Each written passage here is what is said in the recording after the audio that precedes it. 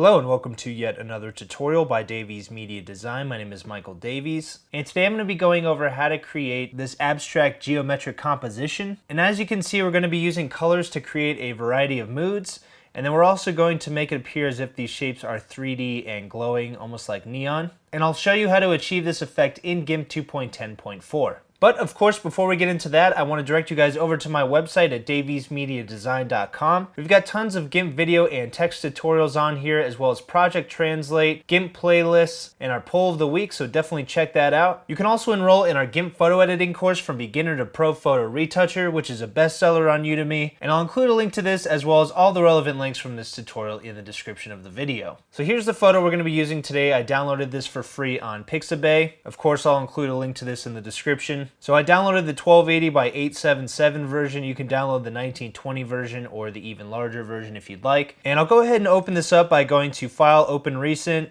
and I'll go ahead and click on my image here, or you can click and drag the image into GIMP, or go to File, Open to open the image into GIMP. So this photo is already edited, so we don't really need to do any sort of photo retouching here, or adjustments I should say. So we could dive right into creating the abstract pieces of this composition. And we're going to be using a combination of gradients and layer modes to achieve this effect. We're going to start by duplicating this main layer, but I'm just going to name this Dance to shorten it and make it a little bit easier to keep track of. So go ahead and duplicate this. And I'm going to duplicate it one more time, and you'll see why in a second.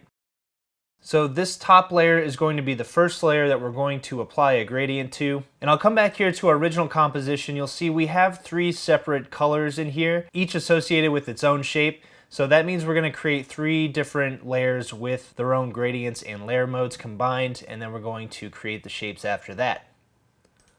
So the first thing I want to do is go ahead and create a gradient map on this layer, this top layer that we're working on.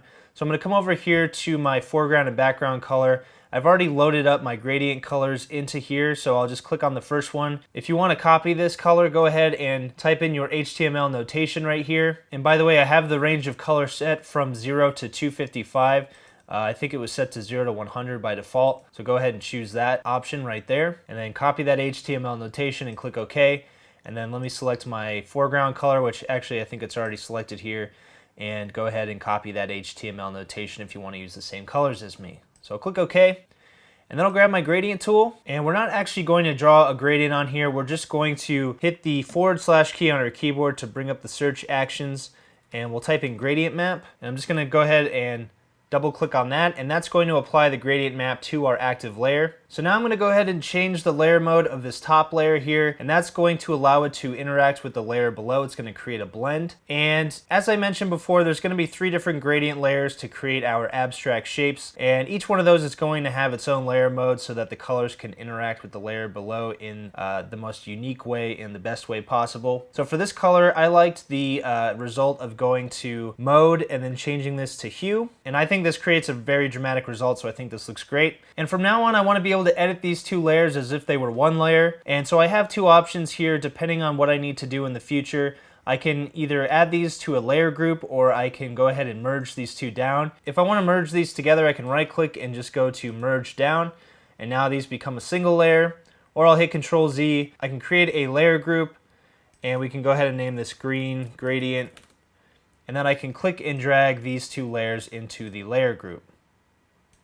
I only recommend the layer group option if you're using 2.10 or newer, just because we're going to be adding a layer group mask to this in a little bit, and that's a feature that's only found in 2.10 or newer. And the reason I chose this option is it's the most non-destructive. I don't have to merge these two down and never be able to edit these two separately again. So now I'm going to move on to my next gradient, and I'm going to click on this original dance layer and duplicate it again. And then I'll move it to the top, and then I'm going to duplicate it one more time, and I'm going to add my second set of gradient colors here. So I'm going to come over to my foreground color and change this to this color here, and you can copy my HTML notation and click OK. And then same thing here for my foreground. I'm going to choose this purplish color. Here's my HTML notation, and I'll click OK. And if you weren't able to find the search feature on your GIMP, you can also go to Colors, Map, Gradient Map to go ahead and apply a gradient map to your active layer. And much like I did with this green gradient here, I want the top gradient map to interact with the layer below. I want it to blend together.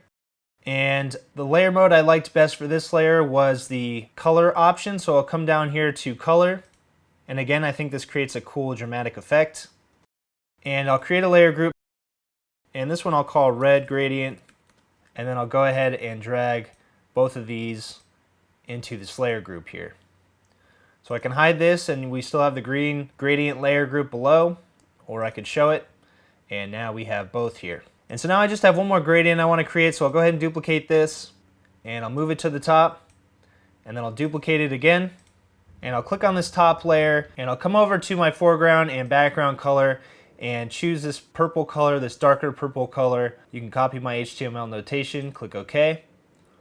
And then I'm going to choose this other color here, which is basically almost black, and click OK. And then I'll hit the / on my keyboard, type gradient map one more time, and go ahead and click on that, and that'll apply that gradient map to our active layer. So for this layer mode, I went ahead and chose soft light right here. And so here's a before and here's an after. I think that looks pretty cool. And now I'm going to create a layer group one last time, and we'll name this purple gradient.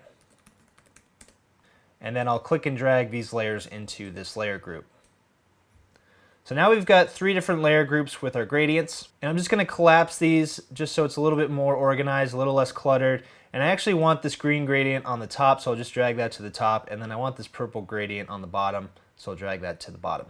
Alright, so the next thing I'm going to do is scale each of these layer groups because I want these all to be a little bit larger than the original composition, and that's just going to help it appear as if these 3D shapes are popping out at the viewer a little bit more.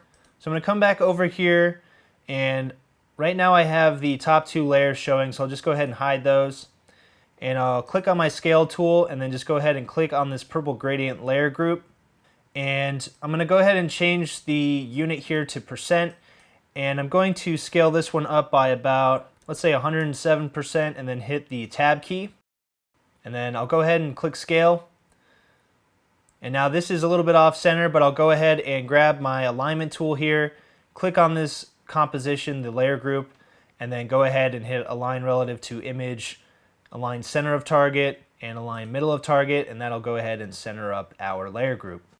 Now I'll unhide the red gradient layer group and do the same thing. So grab my scale tool, click on this, but this one's going to be a little bit lower in the stacking order when we're creating our 3D shapes. So I'm just going to go ahead and change this to %, and instead of this being 107%, I'll just do 106. And then I'll hit the tab key, make sure this chain link icon is linked together, and that'll ensure that these two are scaled up at the same width and height, scaled up proportionately. And then I'll go ahead and hit scale again, and then I'll grab my alignment tool and make sure these are aligned again. And then I'll move on to the green gradient layer here and do the same thing. So grab the scale tool, click on here, and this time I'll change this to %. I want this to be a little bit smaller, so I'll do 105. And then hit scale, and then grab my alignment tool, and then go ahead and align this. Okay, so now we can begin drawing our abstract shapes, and I'm going to start with the top layer here, and I'm just going to go ahead and hide these 2 layers below. And what I need to do first is add a layer mask, so I'll right click on here and go to add layer mask, and under initialize layer mask 2, I'm going to choose black full transparency and click add. That's going to completely hide that green layer for now. And then I'm going to grab my lasso tool and go ahead and draw an abstract shape here. I'm going to use the image and what's going on in the composition to sort of guide how I want these shapes to look. And for the first shape, I'm just going to draw a polygon here.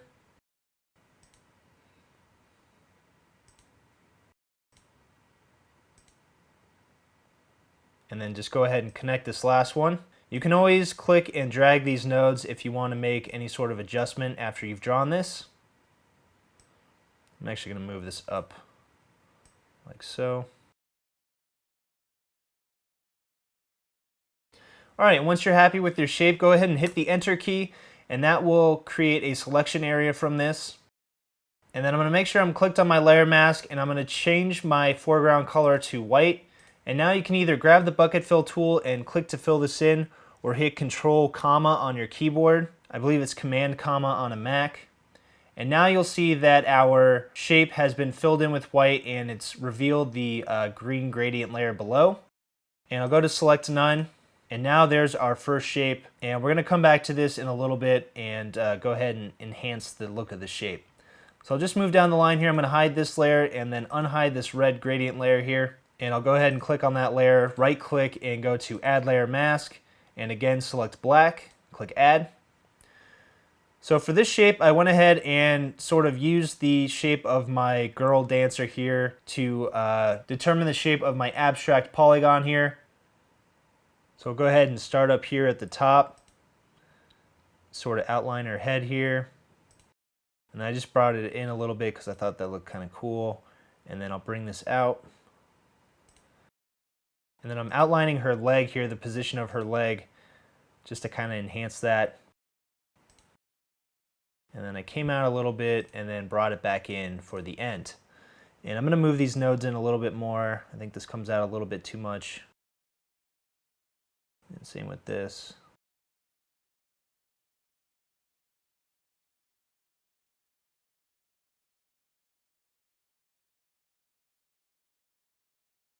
Okay, once you have the shape you like, go ahead and hit the Enter key.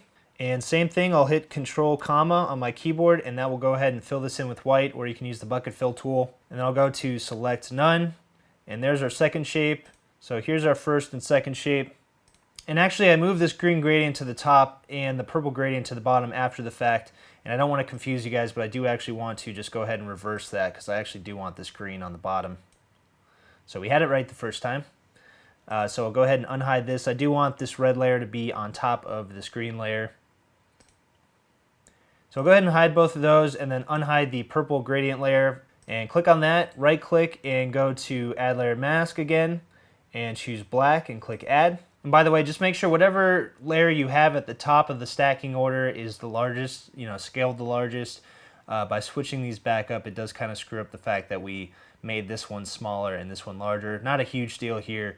But if you want to make it look like these shapes are closer to your audience as they are higher up in the stacking order, just make sure that this layer is, this top layer is scaled at 107, this one at 106, this one at 105. Again, not a huge deal, but if you want to give it that 3D sort of popping out effect, that's really the way to do it. Anyway, I'm going to click on this layer mask and make sure we have our lasso tool still. And then I'm going to go ahead and draw our last abstract shape here. So for this one, I just kind of followed the outline of the guy's upper body here, his torso, and then his left leg here, like so. And I'm going to have this flare out actually a little bit more and have this come in a little bit. And then also maybe bring this below her face. I don't want her face to get in this. Okay, and once we have the shape, go ahead and hit the Enter key, and then Control, comma to fill that in, and select None. And now we have all three of our shapes here, so go ahead and unhide those so you guys can see them. All right, so the next thing we're going to do is make these shapes look 3D. So I'm going to do that by coming down here to our green gradient first, and I'll hide these top two layers. I'm going to click on the layer mask and right-click and go to Mask to Selection, and that's going to highlight the shape that we drew before. And then I'll create a new layer, and I'm going to name this shape From Layer, and click OK. And I actually don't want this within the layer group right now, so I'm going to click and drag this outside the layer group. And I'm going to actually drag this above the green gradient layer here, and this way we can see it. And so now I'm going to grab my gradient tool, and I'm going to change my colors to the original gradient that we used for this shape.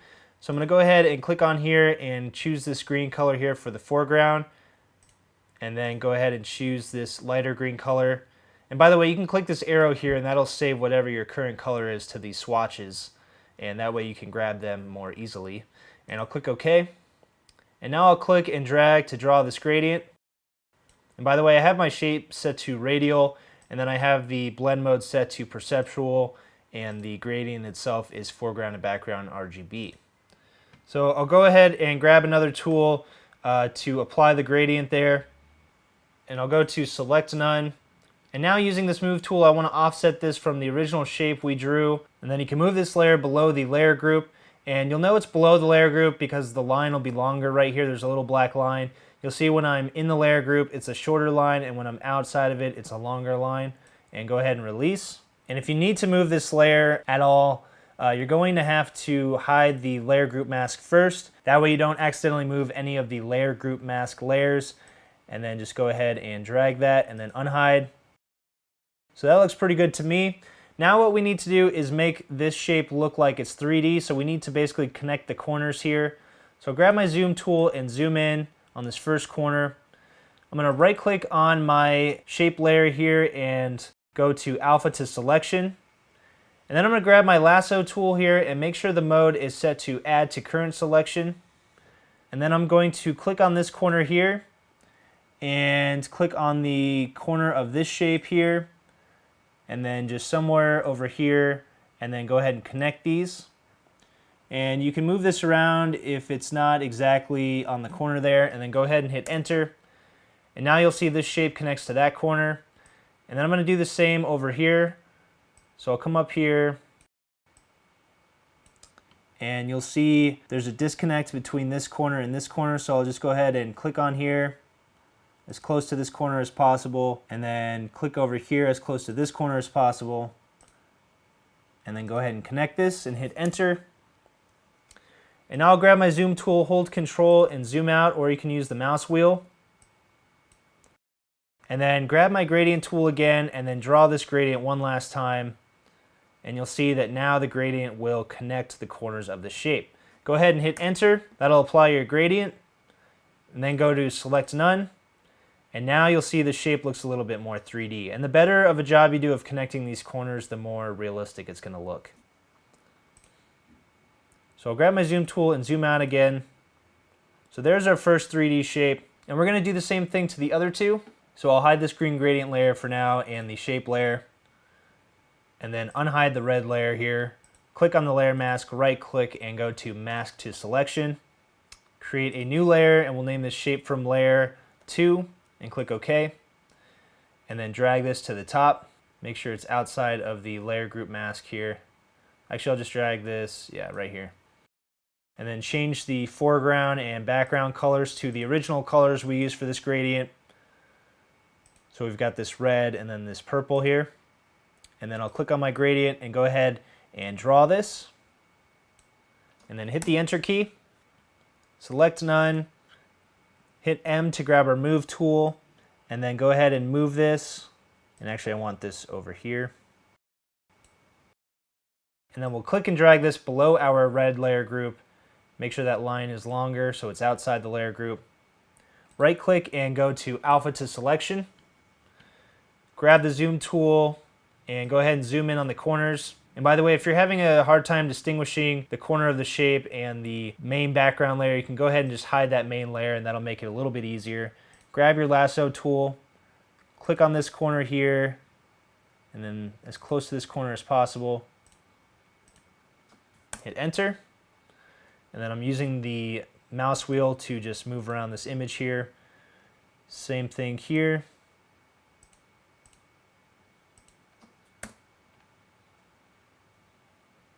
And then I'll come over here.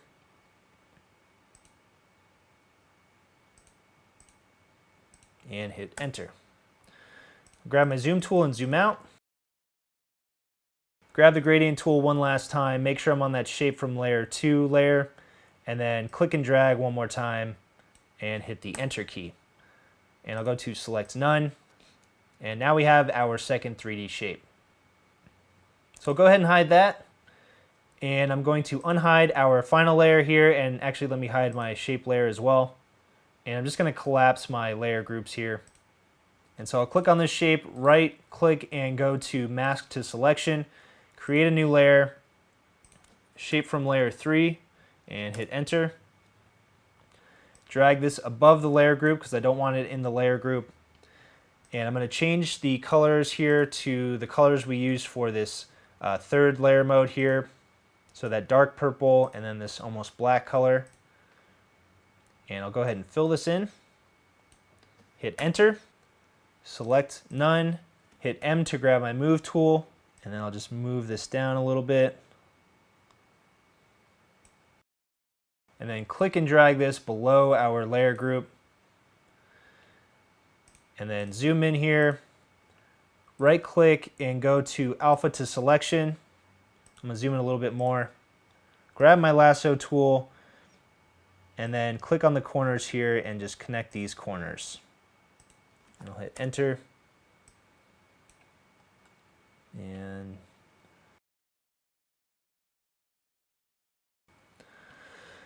all right, I'll grab my zoom tool, hold control and zoom out. Grab my gradient tool and draw that gradient again one last time and hit enter. Then I'll go to select none.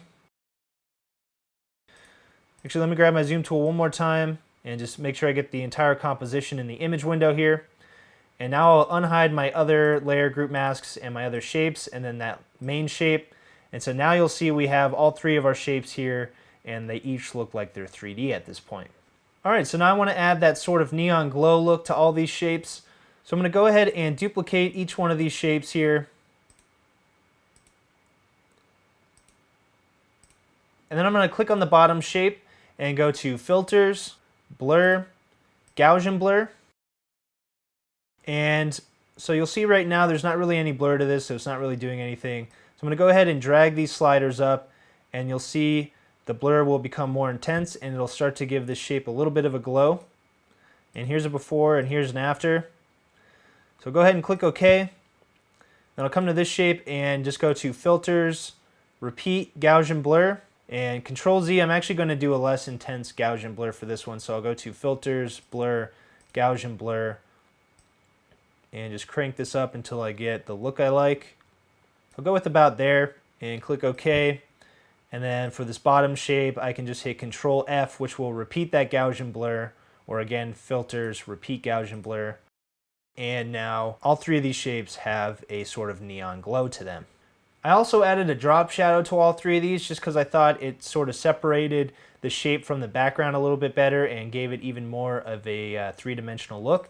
So just click on each one of these and go to Filters, Lighten Shadow, Drop Shadow, and that will combine with the Gaussian blur we just did as well. But I'm just going to keep the settings the same here and click OK, and then click on the top shape, Control F to repeat, and the top shape, Control F to repeat. So there's just a couple other things we're going to do, one of which is to add the text in here. And then the other thing is I created a black and white image, and then I had it fade into the color image, which I just thought was a cool effect. So I'll come over here to the dance layer and duplicate this, and we'll name this B plus W for black and white. And for this, all I have to do is go to Colors, Desaturate, Desaturate, and that'll shift this color to black and white. Make sure the mode is set to luminance. That's just the best option because it emulates what the eye would see in terms of the range of blacks and whites and grays. And I'll go ahead and click OK. But I don't want the entire image to be black and white, the entire composition. So I'm going to right click on here, Add Layer Mask, and I'll set this to white full opacity and click Add. And then I'm going to grab my lasso tool, and I'm going to draw from each corner here like so that there's a triangle cutting our image in half. Again, if you miss the corner, you can just drag this node here until it overlaps on that corner. And then I'm going to change the foreground color here to a black, but I'm going to actually do a true black, and hit the Enter key to turn this into a selection area, and hit Control, comma, and that'll go ahead and fill this in. And then I'll go to Select None. So now you'll see our image is split. The top left is black and white, and the bottom right is color. But I want these to blend a little bit, so I'm going to click on that layer mask, go to Filters, Blur, Gaussian Blur, and this is just going to blur that line there. So you'll see it's a more gradual shift from the black and white to the color. And I'll click OK. And the last thing I want to do is go ahead and add my text. So I'll grab my text tool and click on here, and I have my caps lock key on, and I have my font set to Century Gothic Bold. You can just click on here and type in Century Gothic Bold and it'll pop up. And the size is 29. And I'm actually going to change the color to white before I type this out. And then you'll see the spacing between my letters is set to 24. This baseline separation doesn't really matter because it's only a single line of text. And so I'll click to make sure that this text box is active, and then I'll type in dance. And I'm going to drag this to the very top of our composition there. So there we have our lettering. And I'll grab my move tool and just sort of move this into position. And if I use my zoom tool and zoom in, I just position this so that it's a little bit above. You'll see there's a horizon here, a horizon line, and I just moved it a little bit above that. And the reason I liked it at the end of this ribbon here is it just kind of draws your attention. It draws the eye to this lettering. And I made it small just because I like the subtle effect of the text. And so now I'm going to duplicate this. And I'm going to click on my duplicated text layer, grab my text tool, highlight this, and I'm going to change the color to one of the colors we used in our gradient. So I'll go ahead and change it to this purple color first and click OK. And actually I have to come over here, so click on this color box here and change it to that purple color, click OK. And then I'm going to duplicate this one more time and make sure I'm clicked on this top text layer, highlight it, click on the color, and for this I'm going to choose this sort of bluish green here and click OK. And then what I did for these top two text layers is I went ahead and flipped them. So go ahead and grab your flip tool and make sure it's set to vertical, and then just flip this first one and you can move it out of the way. And then click on this other dance layer and grab your flip tool again, flip the second one. All I'm doing is clicking on this to flip it vertically. And then I'll just hit M to grab my move tool and move this down. And so I just separated these to kind of give them like a duotone effect, like so. And I'll just move them a little bit closer in, maybe like that. And once you have these in position, you can right click and go to merge down, and that'll put these on the same layer. And then you can use your move tool. I just sort of aligned it so that these two pieces of text are essentially center aligned on this one piece of text. So there's equal space on the left and right side of these duotone effects here. And I'll just grab my zoom tool, hold the control key and zoom out. And there we go.